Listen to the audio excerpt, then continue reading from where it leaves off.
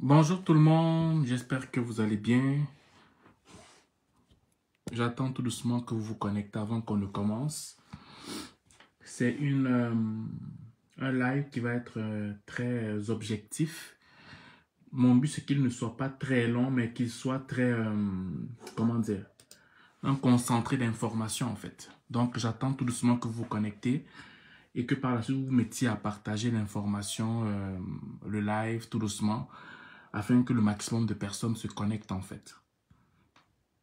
Donc, connectez-vous tout doucement. Tout doucement, on se connecte tout doucement. Après, on va commencer. Bonjour à toutes et à tous. Connectez-vous. Ça va aller très vite. J'attends. On va parler de beaucoup de choses, hein. Là, on parle de la sécurité de nos enfants. On parle de la conception de ce qu'on appelle ici la DPJ. Et j'aimerais vraiment qu'on puisse, en tant qu'Afro-Caribéen, savoir l'importance pour le gouvernement canadien et québécois de protéger les enfants. OK? Et nous, on a des fois des interprétations d'éducation qui peuvent aller à l'encontre des valeurs canadiennes et québécoises qui malheureusement pouvaient faire en sorte que genre, nous enlève nos enfants en fait. Donc c'est la raison pour laquelle je fais ce live aujourd'hui pour vous inviter à comprendre certaines réalités. OK? Donc on va commencer dans 5 minutes. On attend juste que vous arrivez tout doucement. Partagez la vidéo au maximum. Quand vous arrivez, partagez la vidéo afin qu'un grand nombre de personnes puissent écouter cette information-là, en fait. Donc, c'est ça. J'attends. On va partager. Connectez-vous. Partagez la vidéo. Allô, Eben. J'espère que tu vas bien. Bonjour, Olivier, qui vient juste de se connecter. Bonjour à toutes et à tous. Salut tout le monde. Ouais. On va attendre un peu, hein. On va attendre un peu. Après ce peu-là, on va commencer.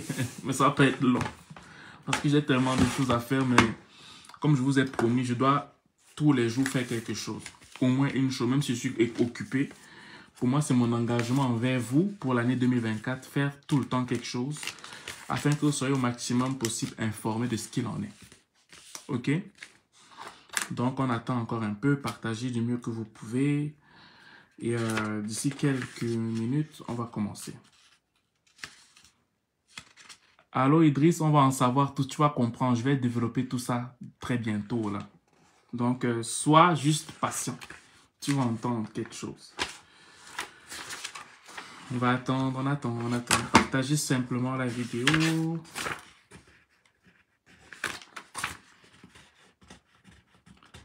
Bonjour Enoch. On partage. Parfait. Bon.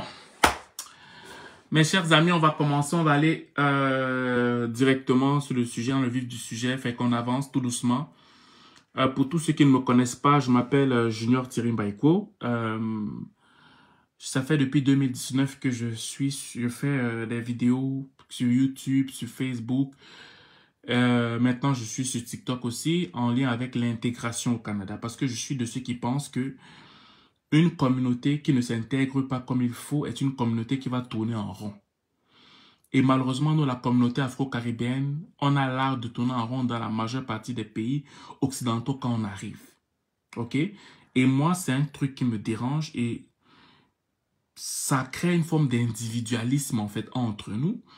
Du genre que si j'ai trouvé ma part de pain, si j'ai trouvé ma part de gâteau, pourquoi je vais initier mon frère à l'intérieur? Alors que ce n'est plus un problème pour les autres communautés. Et le tout, c'est simplement sur le fait que la personne n'est pas bien intégrée. Et si vous comprenez très bien ce que je suis en train de dire, c'est le fait que vous allez vous rendre compte que quand on parle d'intégration, c'est comme si ça démange la communauté afro-caribéenne. C'est comme si c'est une perte de temps. Pourquoi tu parles d'intégration? On fait des choses plus intéressantes. Et après, on va mettre ça sur le dos du racisme. Non, il y a pas, parfois, ce n'est pas une question de racisme. Tu ne peux pas arriver chez quelqu'un et tu ne veux pas t'intégrer. Je recommence. Tu ne peux pas arriver chez quelqu'un et tu refuses de t'intégrer. Regardez comment les Asiatiques arrivent en Afrique là. Regardez comment ils s'intègrent. Regardez. Même les Occidentaux, quand ils arrivent généralement, tu vas voir qu'ils vont essayer de faire tout pour vivre selon nos coutumes. OK? Mais nous, quand on arrive dans ces pays, que ce soit l'Afrique du Nord, l'Afrique centrale, l'Afrique de l'Ouest, la grande majeure partie d'entre nous, on va essayer d'imposer notre façon de vivre. OK? Allô Gracios, allô Jamel, allô Hamed Ben Aziz Bamba, j'espère que vous allez bien. Bienvenue mes frères et sœurs. Donc, c'est ça qui est mon fardeau, c'est ça qui est mon fardeau. Et c'est pour cette raison que je fais cette vidéo, pour vous sensibiliser, afin que, quand on aura compris l'importance de l'intégration, parce que si tu comprends l'importance de l'intégration, tu vas aussi comprendre aussi l'importance de la puissance de la communauté. Parce que si tu ne comprends pas l'importance de l'intégration, tu vas banaliser la puissance de la communauté. C'est ça. Tu peux me dire que tu crois en la puissance de la communauté et tu refuses de t'intégrer. Ça ne peut pas, ça ne fonctionne pas. Ça ne marche pas. Non, ce n'est pas vrai. À moins que genre, tu comprends la puissance de la communauté et parfois tu es dans une association d'Africains, parfois tu es dans une association de Caribéens, parfois tu es... En fait, c'est que tu es... Il va dire, tu crées quelque chose là, tu inventes un truc et après en fait, au nom du fanatisme de ta culture et tu dis que tu es intégré, puis en fait, bref, tu fais un truc que dont toi, tu as le secret. Bon, ok, donc c'est un peu ça. Aujourd'hui, on va parler sur un aspect au niveau de l'éducation de nos enfants. Vous savez, en Afrique ou dans les Caraïbes, il y a des choses qui passent. Mais ici au Québec et au Canada, il y a des choses qui ne passent pas. Et je me parle aussi parce que je suis un père de 3 enfants. Ça veut dire que la notion de l'éducation, écoutez-moi très bien, n'est pas la même que dans notre façon de penser en Afrique ou dans les Caraïbes. Est-ce que ça veut dire que le Québécois de souche est négligent? Loin de là. Parce que quand un Québécois va être sévère avec son enfant, il est sévère. Il est sévère. Il est même plus sévère que nous. Mais il y a une façon de faire. Il y a une façon qui est prônée afin d'éviter toute forme d'abus envers les enfants. Et l'abus est fonction des lois qui sont votées ici. Je vais recommencer pour que vous compreniez. C'est ça l'importance de l'éducation, de l'intégration. L'abus, parce que ce que toi tu entends par abus, toi afro-caribéen, n'est pas ce que le Québécois, le gouvernement québécois ou canadien entend par abus. Ce que moi j'entends par abus, je te prends un exemple. Pour moi, je ne vois pas où est le problème de fesser un enfant avec la ceinture. Moi, je ne vois pas où est le problème de punir un enfant à la méthode afro-caribéenne. Mais quand tu viens ici au Canada, ta méthode devient un abus pour le système qui est mis en place. Par conséquent, par le fait que tu veuilles t'intégrer, tu dois t'atteler à cette façon de punir l'enfant. Est-ce que vous me comprenez un peu? Parce que j'aimerais vraiment que on partage. Je sais pas, est-ce que vous comprenez où est-ce que je suis en train d'aller? Et après, on va lire des articles. Parce que moi, je n'aime pas souvent parler pour parler. J'aime parler avec quelque chose à l'appui. Est-ce que c'est un peu clair? Est-ce qu'on est en train d'aller quelque part? J'aimerais que vous me dites si vous comprenez ce que je suis en train de dire. Parce que si on ne fait pas ça, on aura des problèmes. On va mettre ça sur le dos du racisme alors que ce n'est pas le racisme. C'est simplement une question d'intégration. C'est simplement une question d'intégration. Est-ce qu'on se comprend? Ce n'est qu'une question d'intégration, c'est tout. Ce n'est pas autre chose. Ce n'est qu'une question d'intégration. Ok. Ah, ok. Ah, ok. Ok. Bon. Est-ce que j'ai encore besoin de vous demander de partager la vidéo? Est-ce que j'ai encore besoin de vous demander de partager?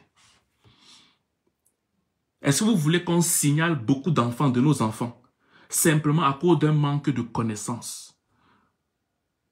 S'il vous plaît, partagez la vidéo afin qu'un maximum de la communauté puisse écouter ce que je vais dire aujourd'hui. Bon, on va commencer par parce qu'on en a 2 à lire aujourd'hui. Et je vais commencer par le premier article. Voici les données qui résument la situation de la DPJ. La DPJ. Quelqu'un m'a demandé c'est quoi la DPJ. Qui peut me dire que c'est quoi la DPJ, vous tous qui m'écoutez? Quelqu'un peut m'écrire c'est quoi la DPJ? Oh, les aspirants canadiens là, vous ne connaissez pas la DPJ, vous avez des enfants, vous ne connaissez pas ce qui veut dire la DPJ. Quelqu'un peut me dire c'est quoi la DPJ? Définissez-moi, que signifie DPJ? Celui qui a des enfants et qui veut venir au Canada doit savoir ce que c'est. Je vous donne 1 minute pour que vous me dites ce que c'est que la DPJ.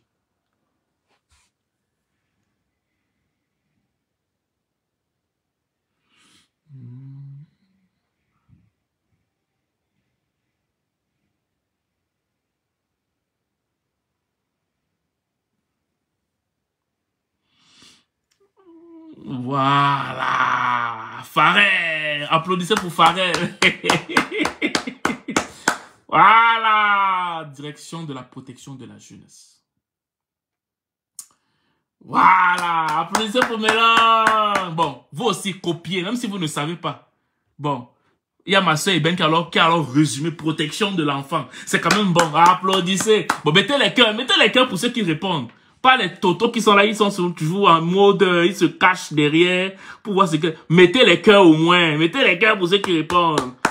Copiez au moins. Voilà, Monique, Coco et Boa. Ah, bon, les autres, copiez quand même. N'ayez pas honte. C'est quoi la DPJ? Bon, maintenant, je pose une autre question. Voilà. C'est bien, c'est bien. Ça, c'est très bien, ça. Bon. Bon. Voici les données qui résument la situation. Voilà. Les signalements auraient... On parle des statistiques 2022-2023. Et quand on parle de 2023, c'est mi-2023. Donc, ça commence de 2022 à, je pense, en juin 2023. Donc, si on finit même jusqu'à décembre 2023, ça augmente. Écoutez-moi très bien. Écoutez-moi. Les signalements auraient légèrement augmenté cette année selon les données du plus récent bilan de la Direction de la protection de la jeunesse DPJ, qui a enregistré plus de 135 800 signalements traités pour 2022-2023. De 2022 en 2023, on a signalé 135 000. Il y a eu 135 800 signalements. Je vous repose une question. Que signifie un signalement selon vous? Quand on dit qu'on a signalé quelqu'un, qu'est-ce que ça veut dire? Aujourd'hui, c'est un cas école. Je parle trop. Nous allons aussi travailler. Quand on dit qu'il y a eu de 2022 à 2023, 135 800 signalements, qu'est-ce que ça veut dire? Communauté afro-caribéenne, je vous écoute, d'Afrique ou des Caraïbes, ou bien ici au Canada, que signifie qu'il a enregistré plus de 135 800 signalements? Une plainte, merci. Une autre personne qui peut répondre? Je veux des réponses. N'attendez pas la dernière minute pour commencer à répondre. S'il vous plaît, soyez un peu proactif afin qu'on avance. Quand on dit les signalements auraient légèrement augmenté cette année, selon les données du plus récent bilan de la Direction de la protection de la jeunesse, qui a enregistré plus de 135 800 signalements. Merci beaucoup, Nana. Dénonciation. Qui d'autre? S'il vous plaît, parlez. Vous qui avez des enfants là, arrêtez d'écouter les réponses des autres alors que vous avez des enfants. Parlez. C'est pour le bien de nos enfants. Qu'est-ce que ça veut dire quand on parle de 135 800 signalements? Ça signifie qu'on a interpellé les autorités compétentes pour, voilà, dénonciation. Ok, les autres, je vous écoute. Je veux encore 2 réponses. Même si c'est pour dire la même chose. Appel anonyme pour informer la police par rapport à une situation. Bon, merci beaucoup. Une autre réponse, s'il vous plaît. Une autre réponse, dernière réponse, s'il vous plaît. On veut entendre les autres. On veut entendre les autres. Je veux une dernière réponse et après on continue. Dernière réponse, qu'est-ce qu'on entend par signalement? Selon vous, dénonciation. Merci beaucoup. Merci pour la proactivité. Maintenant, je vais vous faire parler. Parce que je parle trop. Vous allez aussi parler. Voilà. Cela équivaut ainsi à une augmentation de 2,5% des signalements, précise le bilan partagé par la DPJ. C'est une bonne nouvelle parce que cela montre que la population du Québec maintient sa confiance envers le système de la protection de la jeunesse et n'hésite pas à signaler les problèmes. Donc, ça veut dire que X personnes peuvent signaler. Ça veut dire que si tu fais les choses que tu juges bon selon tes valeurs culturelles et que ça va à l'encontre des valeurs québécoises au niveau de l'éducation de l'enfant, X personnes peuvent te signaler. Est-ce que vous avez compris? Non, je vais recommencer. Cela veut dire que si toi, tu viens avec tes valeurs de punition ou tes valeurs de perception de comment éduquer un enfant, allant à l'encontre des valeurs du Québec ou du Canada, en ce qui a trait à l'éducation, X personnes peuvent te signaler. Est-ce que je me fais comprendre? S'il vous plaît, est-ce que je me fais comprendre? Parce que la subtilité est importante. La subtilité ici est importante. S'il vous plaît, est-ce que c'est clair, la grande famille? Je vais relire cette phrase. On ne court pas. Moi, je ne cours pas. Je lis tout doucement, prends phrase par phrase, afin que ça puisse bien entrer ici. On dit, c'est une bonne nouvelle parce que cela montre que la population du Québec maintient sa confiance envers le système de protection de la jeunesse et n'hésite pas à signaler les problèmes. Qui n'hésite pas? Qui n'hésite pas? Qui n'hésite pas? Quand on lit la phrase, qui n'hésite pas? Les grands parleurs de français, qui n'hésitent pas ici dans la phrase? Oh! Pardon, dites-moi un peu. Je vais vous poser des questions maintenant. Qui n'hésite pas dans la phrase? Les gens, bon, la population, c'est la population qui n'hésite pas. Est-ce qu'on a spécifié une particularité dans la population? Est-ce qu'on a spécifié une partie de la population qui doit... C'est X personnes. Donc ça veut dire qu'une personne lambda peut signaler si elle juge que tu vas à l'encontre des valeurs québécoises en matière d'éducation. Je vais recommencer cette phrase. Parce qu'il y en a qui aiment souvent faire, ils disent que non, on est libre, on fait ce qu'on veut, c'est ça, c'est libre. Non. Cela veut dire quoi? Ça veut dire que X personne peut te signaler s'il trouve ou elle trouve que tu vas à l'encontre des valeurs québécoises en matière d'éducation. Parce que ce que toi tu juges comme punition, qui est bonne pour l'enfant, pourrait ne pas l'être selon les valeurs de l'éducation au niveau du Québec et du Canada. Est-ce que c'est clair? La famille, est-ce que c'est clair? Est-ce que c'est... Comme je vous dis, voilà, exactement. Mais on va continuer à lire Shelly. Mais moi, avec ma communauté, je préfère mettre point par point. Parce que quand tu vas vite, ils vont aller vite. Mais moi, j'aimerais un peu à créer une forme de prise de conscience afin qu'on comprenne où est-ce qu'on est en train de venir. Oui. Oui. Ok, on continue. Mais c'est aussi une mauvaise nouvelle. Car cela indique que la maltraitance des enfants demeure un problème de société. Mais qu'est-ce qu'ils entendent par maltraitance? Moi, c'est la question que j'aurais envie de me poser. Qu'est-ce qu'on entend par maltraitance? C'est quoi? On tue les enfants? C'est quoi la maltraitance? Parce que ça me fait peur. Il y a quand même 135 800 signalements. Je commence à stresser. Il y a trop. Je ne comprends pas. Ça fait peur. C'est compliqué. C'est quoi la maltraitance? Ben, ça le dit ici. Je vais te lire c'est quoi la maltraitance. Les problèmes les plus fréquents sont 1. La violence physique. 22,4%. 2. La négligence. 22,7%. Et 3. Les mauvais traitements psychologiques. Bon, maintenant, moi, je vais prendre ces 3 points selon les valeurs afro-caribéennes en matière d'éducation. Est-ce que vous êtes avec moi? Les problèmes les plus fréquents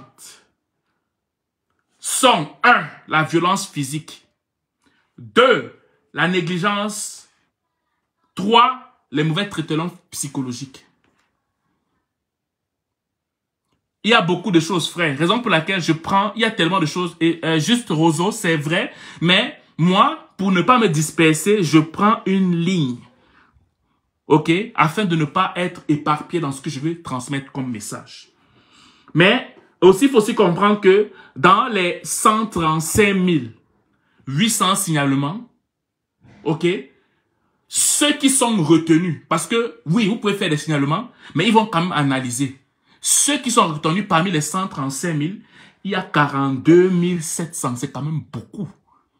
Sur 137 000 signalements, il y a 42 700 retenus. Donc, on a trouvé pertinent à poursuivre.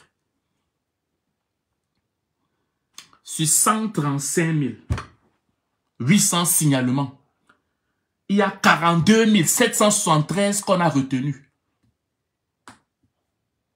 Allô, mon frère, Mahamat. 42 000, c'est beaucoup. C'est beaucoup. Et c'est sur quoi qu'on se base? On se base sur la violence physique. On va commencer par la violence physique. Est-ce que pour vous, la perception de la violence physique au Québec est la même que la perception sur la violence physique dans la communauté africaine et caribéenne? C'est la question que je vous lance. Je me pose la question. Pour vous, est-ce que la perception de la violence physique au Québec est la même que celle du Canada, de l'Afrique et des Caraïbes? Je vous lance une question. Maintenant, c'est vous qui allez répondre à ces 3 points-là, c'est pas moi. Allô, mon frère Wilfried? Bon, non, pas du tout. Développe. Shelly, développe. Guy, développe. Je veux que vous développiez pour que je comprenne ce que vous pensez. Non, pourquoi? Non, la personne n'est pas... OK. OK, la perception est bien difficile. Bon, OK. Bon, maintenant, développez, s'il vous plaît. Dites-moi pourquoi en quelques petits mots. Pourquoi ce n'est pas la même chose?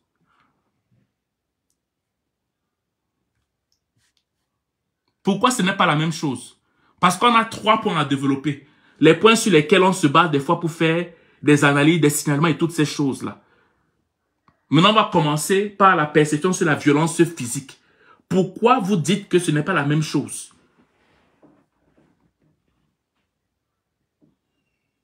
Je vous pose la question parce que c'est vous qui allez répondre, ce n'est pas moi. On va attendre un peu parce que j'imagine que vous êtes en train d'écrire. Et ça, c'est des cas écoles pour qu'on puisse comprendre et qu'on puisse appliquer ça à notre arrivée ici au Canada. C'est ça.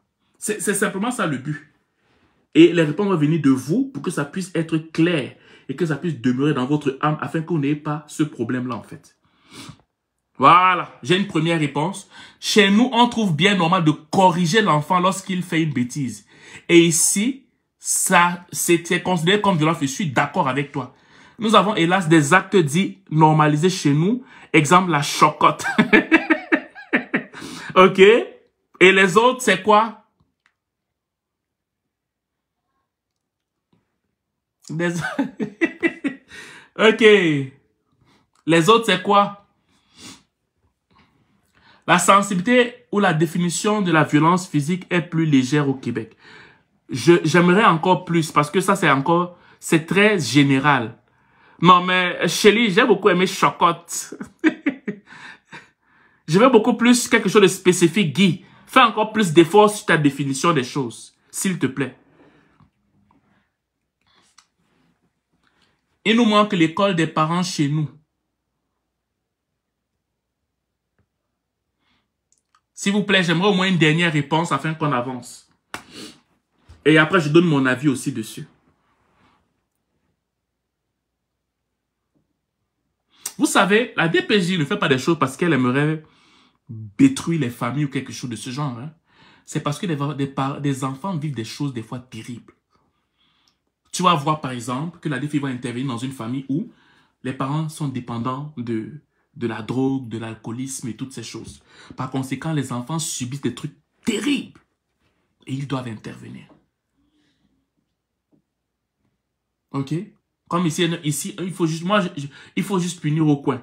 Donc, effectivement, quand on regarde un peu dans vos réponses, on se rend compte qu'effectivement, la violence physique ici, par exemple chez nous, en Afrique ou dans les Caraïbes, c'est normal de fesser un enfant. C'est normal de prendre genre une chicotte, taper sur les fesses et toutes ces choses. Mais ici, ça peut être considéré, ou c'est considéré comme une violence physique.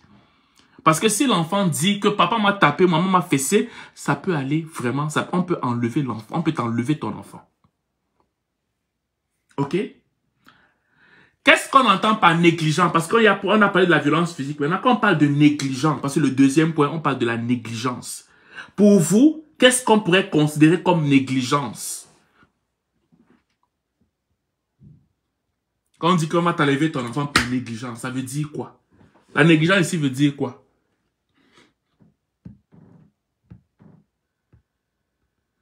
Et quand je regarde selon les statistiques, c'est ça qui est même le plus mis en avant, en fait. Quand on parle de négligence, c'est quoi? Bécanti, merci, bonne année à toi aussi. Qu'est-ce qu'on pourrait potentiellement être considéré comme négligence? Moi, je vais vous prendre un exemple juste pour vous aider. Tu envoies par exemple ton enfant à l'école avec une même nourriture peut-être pendant 2-3 semaines. Parce que toi, sont tes moyens comme ça. Je veux dire, quand on regarde le goûter de ton enfant, c'est toujours la même chose, la même chose, la même chose, la même chose, la même chose. Ça peut interpeller le professeur de ton enfant. Et ça peut être considéré comme une négligence. On arrive chez toi, on voit que la façon dont la maison est conçue, il n'y a pas de sécurité pour l'enfant. Il n'y a pas de protection au niveau des escaliers. Il n'y a pas de protection au niveau de ceci. Il n'y a pas de protection au niveau de cela. L'enfant est exposé. Il pourrait, en tout temps, dans la façon dont la maison est disposée, avoir un accident. Ça peut être considéré comme une négligence. Tu as une piscine. Il n'y a pas de barrière autour de ta piscine parce que l'enfant pourrait se noyer. J'ai lu des statistiques récentes là. Il y a eu plus de 80 noyades, je pense. Plus de 80 noyades en 2023 au Québec. Oui. Tu as une piscine. Tu ne protèges pas ta piscine comme il faut. Ça peut être considéré comme de la négligence. Donc, imaginez-vous un peu de façon générale ce que pourrait être la négligence. La négligence ici pour eux, c'est le fait, par exemple, de laisser un enfant sans surveillance. C'est une très bonne réponse. Le non suivi de tout ce que l'enfant fait à l'école, ça c'est une bonne réponse aussi. Négligence, on entend ne pas prendre le soin de l'enfant dans le vrai sens du thème, oui. La négligence, les enfants sont laissés à leur compte, oui. Je pense qu'on... Attendez, je vais développer ce que ma soeur Passy dit. Je pense qu'on pense à la négligence dans la mesure où l'enfant n'a pas le strict minimum pour son épanouissement et sa sécurité. Très bonne réponse. La négligence équivaut à l'absence des mesures. Les gens sont partis me sortir le français. Les gens sont partis dictionnaire. Définition de la négligence. Équivaut à l'absence de mesures proactives permettant d'éviter des accidents domestiques, par exemple. Ouh! Bravo, belle réponse. Et j'aimerais encore en avoir deux, s'il vous plaît. Deux. C'est quoi la négligence encore selon vous? La négligence. J'aimerais deux autres. Arrêtez de faire semblant. Écrivez. Il n'y a pas de mauvaise réponse. Ça peut être aussi le manque d'hygiène. Bon, ça c'est bon ça. Ça c'est un très bon point. C'est un très bon point. Merci beaucoup Bécanti pour ta belle réponse.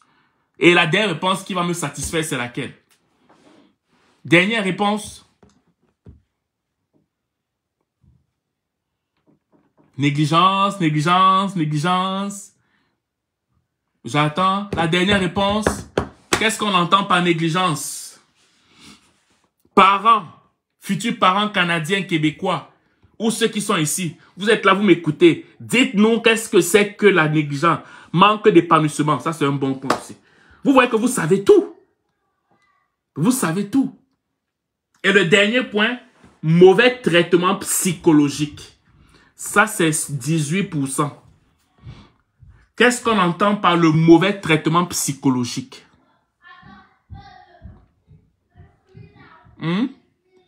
Quand on dit que vraiment, une des raisons pour lesquelles on interpelle... Ouais, merci beaucoup, Natacha, c'est aussi une bonne réponse. Une des raisons pour lesquelles on interpelle la DPJ, c'est les mauvais traitements psychologiques. Qu'est-ce que ça veut dire? Selon vous, c'est quoi un mauvais traitement psychologique envers un enfant? Poussant à ce qu'on appelle la DPJ. Je vous écoute et ça va être le dernier point qu'on va voir pour aujourd'hui.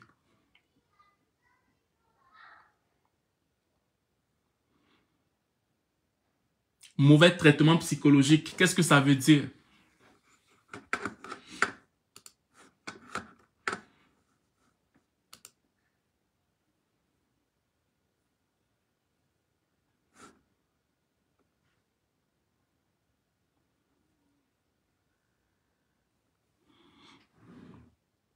Essayez, il n'y a pas de mauvaise réponse. N'ayez pas honte d'écrire. Hein? Je vous encourage à vraiment écrire. Même si vous vous trompez, ce n'est pas grave. Pour moi, il n'y a pas de mauvaise réponse. Il faut essayer. Écrivez les parents, s'il vous plaît. C'est important pour vous et pour moi aussi.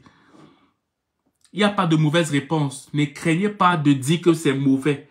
Laissons cette histoire. Voilà, ça c'est une très bonne réponse. Ne pas être à l'écoute de l'enfant. C'est quoi les autres points? Mauvais traitement psychologique. Merci beaucoup, Nana, pour le fait que tu te sois lancé à l'eau. Les autres, qu'est-ce que vous attendez? C'est quoi le mauvais traitement psychologique?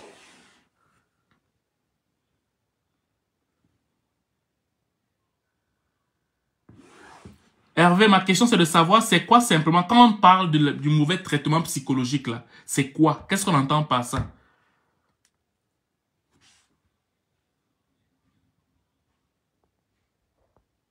Il y a mon frère, il y a monsieur Pat Lajoie qui dit salut et bonne année, je conseille toujours aux gens de ne pas acheter les maisons avec piscine. Un ami a perdu son enfant dans la piscine. La négligence ici est large s'il faut définir. Mais à mon humble avis, je pense que ces gens-là...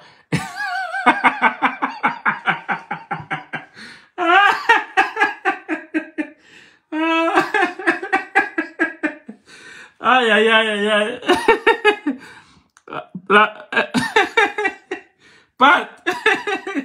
Pas tu dis qu'ils extrapolent, ben mieux vaut extrapoler que de négliger et après avoir beaucoup de pertes. Hein. Moi, c'est ce que je pense. Mieux vaut exagérer. Il dit le truc, elle extrapole aussi. Bon, ne pas laisser l'enfant s'exprimer, c'est un bon point. Les mauvais traitements psychologiques sont des actes commis à but ou omis négligence, qui sont considérés psychologiquement dédommageables pour l'enfant. Très bon point. Les insultes tendant à abaisser et humilier l'enfant. Ok. Bon, selon vous, comment quelqu'un peut s'appuyer sur ça pour vous accuser? Sur quoi quelqu'un va dire que, ok, non, il y a un abus psychologique. Quand je vois l'enfant, il y a des... Sur quoi quelqu'un pourrait se baser pour dire que l'enfant a un abus psychologique? Parce que l'abus psychologique aussi peut amener à un viol, hein, le viol des enfants. Est-ce que vous êtes d'accord avec moi? Mauvais traitement, ça veut dire que genre le parent manipule l'enfant pour faire ce qu'il aimerait que l'enfant fasse. Ou l'oncle manipule et toutes ces choses-là. Détournement de mineurs. Ça peut être aussi ça, hein? Qu'est-ce que vous en pensez?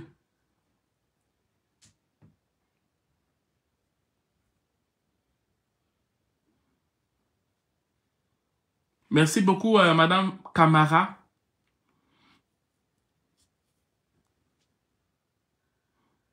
Bon, il y a ces enfants qui communiquent avec leurs enseignants. Il y a aussi les enfants qui peuvent eux-mêmes appeler à la DPJ. Hein, ils peuvent le faire. Hein. Ils peuvent le faire. Donc, en gros, vous comprenez un peu c'est quoi l'esprit de ce que j'aimerais amener comme sujet. Parce que il faut comprendre que nos valeurs au niveau de la correction n'est pas forcément les valeurs qui sont au Québec. Donc, un autre aspect de l'intégration, c'est de comprendre c'est quoi la définition de l'éducation ici pour s'atteler à ça et ne pas avoir la DPJ sur le dos. Parce que quand la DPJ entre dans ta famille, c'est difficile qu'elle ressort. Hein. Elle va rester là longtemps, selon les témoignages que j'entends des autres. Ok? Et là, ça m'amène à lire un deuxième article que j'ai vu. C'est la DPJ recherche des familles d'accueil pour 70 enfants et adolescents dans la région de la capitale. Et ça, c'est sorti il y a moins de 4 jours. La DPJ recherche des familles d'accueil pour 70 enfants et adolescents dans la région de la capitale nationale. Environ 70 enfants et adolescents sont à la recherche d'une famille d'accueil.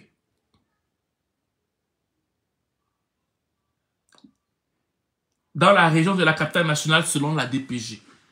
Donc il y a 70 enfants qui veulent avoir un toit là. C'est chaud, c'est difficile. Ça, l'article est sorti il y a 4 jours. Hein. Je n'invente pas. Je lis ce qui est écrit. Ma sœur Passy, le directeur de la protection de la jeunesse, DPJ, est à la recherche de familles d'accueil dans la région de la capitale nationale pour 70 enfants et adolescents. Les enfants là étaient où? Pour qu'on puisse les récupérer et chercher. 70 enfants là, ils étaient où d'abord avant de dire qu'on cherche d'autres familles? J'ai besoin de vos réponses. 70 enfants. Ils étaient où? Ou quels sont les cas de figure qui pourraient faire en sorte que la DPJ prenne? Hormis le fait qu'on arrache des enfants, il y a des enfants qui ont des problèmes. Que genre, je veux dire, soit peut-être qu'ils n'ont plus de parents, soit ils sont laissés à eux, puis la DPJ s'en occupe jusqu'à un certain âge.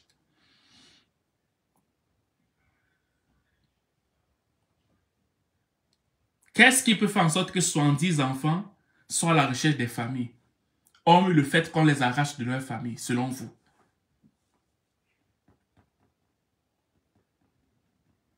Je vous pose la question. Hein.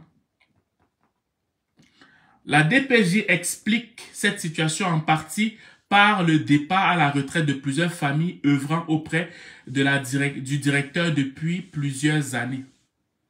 Il peut y avoir de 4 à 6 enfants dans une famille lorsque cette dernière décide de prendre sa retraite. Donc certainement, il y avait des familles bénévoles qui parfois acceptaient certains enfants, puis après, c'est ça. Mais la majeure partie de ces familles ont décidé de partir en retraite. Ça en prend donc plusieurs nouvelles pour compenser ces départs. Explique au journal la gestionnaire à l'évaluation des familles d'accueil au Centre intégré universitaire de santé et des services sociaux de la capitale nationale, Julie Goupil. Dans la région de Québec, il y a un besoin particulier pour des adolescents. Note Madame Goupil et ajoute que l'augmentation des signalements met une pression sur l'organisation. Les situations des enfants sont aussi de plus en plus complexes, ajoute la gestionnaire. On recherche donc des milieux stables pour les enfants. Donc, ça veut dire que ce n'est pas parce que toi, tu veux peut-être prendre un enfant pour garder chez toi qu'on va forcément t'accepter. Parce que la DPJ peut dire que non, tu n'es pas stable. On trouve que tu n'as pas tout ce qu'il faut pour pouvoir garder un enfant. Le renouvellement de la banque de famille d'accueil de la DPJ est également un processus qui peut prendre du temps, comme je l'ai dit, étant donné les responsabilités qui sont demandées aux futurs parents. Ça nécessite une longue réflexion de la part des personnes qui se portent candidates. C'est ce qu'on souhaite aussi, car ce n'est pas une décision évidente. Elle convient que des mythes sont à déconstruire en ce qui concerne les normes à respecter quant à la maison dans laquelle vit la famille d'accueil. Madame Goupil affirme que le CIUS a pris la décision de faire preuve d'ouverture lorsque les candidats ont vraiment les capacités de former une famille d'accueil. On ne refusera pas le dossier parce qu'il manque 2 pouces au plafond de la chambre, illustre-t-elle. On est conscient que lorsque les gens sont en appartement, ils ont une limite sur ce qu'ils peuvent faire comme modification. Elle estime environ 260 familles d'accueil d'hébergement présentement des enfants de la DPJ dans la région de la capitale nationale. Environ la moitié d'entre elles sont banques mixtes, donc avec comme projet d'adopter l'enfant qu'elles hébergent. Donc tu peux héberger un enfant sans pourtant vouloir l'adopter, mais il y en a d'autres maintenant aussi que genre, leur objectif c'est vraiment d'adopter un enfant et ils commencent d'abord par l'hébergement d'un enfant. Donc, mes chers frères de la communauté africaine des Caraïbes, en Afrique ou dans les Caraïbes, je veux seulement vous faire comprendre que quand vous arrivez au Canada, il y a des choses sur lesquelles il ne faut pas s'amuser. Oui, on a notre façon d'éduquer nos enfants, mais il faudrait faire attention parce que si on prend pleinement nos façons d'éduquer nos enfants, on pourra avoir des problèmes ici. Il y a certaines méthodes dans la façon dont on éduque nos enfants en Afrique ou dans les Caraïbes qui peuvent passer ici. Mais je vous demanderai seulement de prendre le temps de regarder qu'est-ce qui passe ici ou pas, parce que ça peut vous causer de très gros problèmes en fait. Moi, c'est tout le message que je voulais transmettre aujourd'hui. Est-ce que c'est assez clair? Est-ce que le message est clair? Et après, on va pouvoir se séparer tranquillement.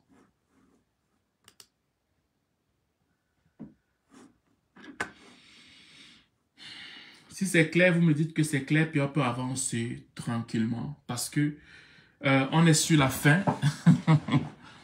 C'était ça que je voulais transmettre comme message. Merci beaucoup, Wilfried. Je veux 10 personnes me disant que c'est clair, puis après on peut se séparer. Merci. Et pour les autres, est-ce que c'était clair?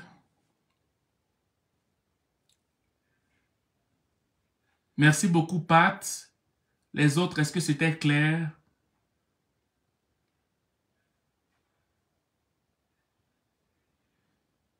Les parents cachent. Voilà.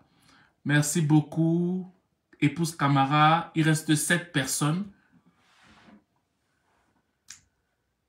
Merci beaucoup, Cyrielle. 6 personnes qui restent. J'aimerais vraiment être sûr que le message est passé. Merci beaucoup, Shelly, Anne, les autres. Merci, Auréole. Merci beaucoup, Alfred. Bon, Alfred vient d'arriver. Alfred, tu vas réécouter le live. OK? Est-ce que c'est clair pour les autres?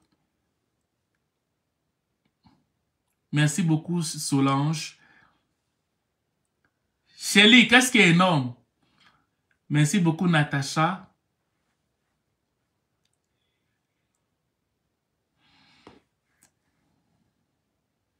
J'ai pris le direct en cours, donc pour la fin, c'est ah, c'est mieux que rien, Passy. C'est mieux que rien. Tu vas pouvoir réécouter. OK? Bon, voilà, je pense que c'est assez clair. Donc, voilà, je vous remercie. Je vous dis vraiment merci d'avoir participé à cette rencontre. Je vous prie de partager ce live. OK? Partagez. Si vous avez des parents, des amis qui aimeraient venir ici au Canada ayant des enfants, ce serait très important de leur faire écouter le live. Pourquoi? Parce que ça les prépare pour le Canada et tout ça. Fait que, OK? Ça les prépare pour le Canada, vraiment en ce qui concerne l'éducation des enfants, pour qu'ils ne puissent pas avoir affaire à la DPJ. Parce que la DPJ est très proactive. Elle est très proactive, croyez-moi. Voilà. Donc, c'est ce que je voulais vous transmettre aujourd'hui comme message. Sur ce, je vous souhaite de passer une très belle journée. OK? Ou une très belle soirée, dépendamment de vous m'écoutez. OK? Voilà, c'est vraiment un privilège d'être là. Demain encore, je vais faire un live. OK? Pour qu'on puisse vraiment être instruit par rapport à tout ce qui est fait. Et pour toutes les personnes qui aimeraient, comment dire, je vais mettre le lien. OK? Si vous voulez, parce qu'on fait beaucoup de rencontres virtuelles pour l'Afrique et les Caraïbes. On fait beaucoup de rencontres virtuelles pour l'Afrique et les Caraïbes. Donc, si vous voulez écouter des rencontres virtuelles, vous avez des questions à vous poser sur l'intégration. Moi, je ne fais pas d'immigration. Je ne parle exclusivement que d'intégration au Canada. OK? Je ne fais pas encore l'immigration. OK? Je parle juste d'intégration. Donc, pour toutes les personnes ayant des questions en matière d'intégration. En matière d'intégration, je vais vous mettre le lien. Vous pouvez vous enregistrer pour les prochaines rencontres virtuelles. OK? Pour les prochaines rencontres virtuelles. Là, ça va te permettre de poser tes questions. On va pouvoir discuter en live. Et c'est bien pour toi. C'est bien pour toi, ça te prépare. Ça te prépare sur les questions, tu es comme un peu troublé, parce que tu ne sais pas qu'est-ce qu'il faut faire, qu'est-ce qu'il faut dire et toutes ces choses. Les rencontres virtuelles sont là pour te préparer. Ok? Il y a beaucoup de personnes qui se posent des questions et je trouve que ces questions sont majoritairement pertinentes et ça t'aide à mieux te préparer pour ta venue ici au Québec ou au Canada. Je mets le lien. Ok, voici le lien que je viens de mettre pour des personnes qui sont en Afrique ou dans les Caraïbes. Ok? Les personnes qui sont en Afrique et dans les Caraïbes, enregistrez-vous pour toutes les personnes qui m'écoutent d'Afrique et des Caraïbes parce qu'il y a des gens du Canada, il y en a pour l'Afrique et les Caraïbes. Voilà. Donc, enregistrez-vous. On fait des rencontres virtuelles aux 2 semaines. Parfait. Sur ce, je vous souhaite de passer une belle journée. Fait qu'on se voit pour le prochain live.